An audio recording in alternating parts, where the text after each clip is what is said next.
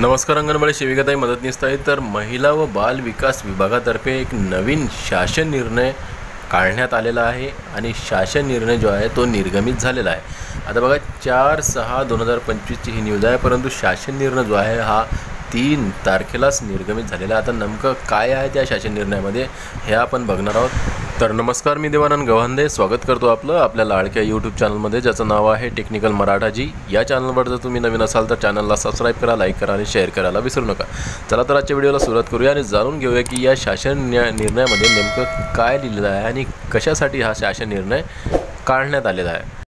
तर बघा, एकात्मिक बाल विकास सेवा योजना या केंद्र पुरस्कृत योजनेअंतर्गत पूरक पोषण आहार या कार्यक्रमाकरिता निधी वितरित व खर्च करण्यास मान्यता देण्याबाबत बघा, पूरक पोषण आहार या संबंधीचा जो निधी आहे तो त्यासाठी खर्च करण्यासाठीची हा जो शासन निर्णय हा काढण्यात आलेला आहे. आता नेमकं पूरक पोषण आहारामध्ये नेमकं काय काय आहे त्याचं परिशिष्ट आपण बघून घेऊया. तक्त्यांमध्ये कोणकोणत्या कामांसाठी निधी दिलेला आहे हे सुद्धा आपण जाणून घेणार आहोत. तर इथं बघा, हा जो शासन निर्णय काढण्यात आलेला आहे हा 2 जून 2025ला काढण्यात आलेला आहे. या अगोदर मी 3 तारखेला म्हटलं होतं, परंतु हा 2 जून 2025चा शासन निर्णय आहे आणि यामध्ये नेमकं काय लिहिलेलं आहे हे आपण बघणार आहोत. तर बघा, प्रस्तावना काय आहे. महिला व बाल विकास विभागाअंतर्गत एकात्मिक बाल विकास सेवा योजना या केंद्र पुरस्कृत योजनेअंतर्गत पूरक पोषण आहार या कार्यक्रमाकरिता अंगणवाड्यांतील लाभार्थ्यांना गरम ताजा आहार व THR घरपोच आहार वितरित करण्यात येतो.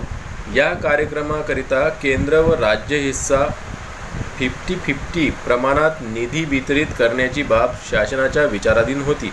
तर बघा, पूरक पोषण आहार जे आहे, तुम्हाला जो THR वाटप करायचा असतो, घरपोच आहार जो तुम्ही नेत असता, त्यासाठीचा जो निधी आहे तो केंद्र शासनाकडून 50% येत असतो आणि राज्य शासन 50% असा दोन्ही मिळून 100% जो निधी आहे तो होत असतो आणि त्या निधीतून पूरक पोषण आहार हे लाभार्थ्यांना देण्यात येत असतो. तर आता हा निधी जो आहे तो 100% उपलब्ध झालेला आहे आणि बघा त्याबाबतचाच हा शासन निर्णय काढण्यात आलेला आहे. तर शासन निर्णय बघा काय लिहिलं आहे यामध्ये. महिला व बाल विकास विभागाअंतर्गत एकात्मिक बाल विकास सेवा या केंद्र पुरस्कृत योजनेअंतर्गत पूरक पोषण आहार या कार्यक्रमाकरिता केंद्र व राज्य हिस्सासाठी खालील विवरणपत्रातील रकाना क्रमांक 2 मधील लेखाशीर्ष उद्दिष्ट आणि उद्दिष्टांकरिता रकाना क्रमांक 4 प्रमाणे एकूण 357,07,46,000 इतका निधी आयुक्त एकात्मिक बाल विकास सेवा योजना नवी मुंबई वितरित व खर्च करण्यास या शासन निर्णयामध्ये द्वारे मान्यता देण्यात येत आहे. बघा, मान्यता देण्यात आलेली आहे. एकूण किती आलेलं आहे? 357,07,46,000. तर एवढा निधी आलेला आहे आणि तक्त्यांमध्ये काय पहा रकान्यांमध्ये.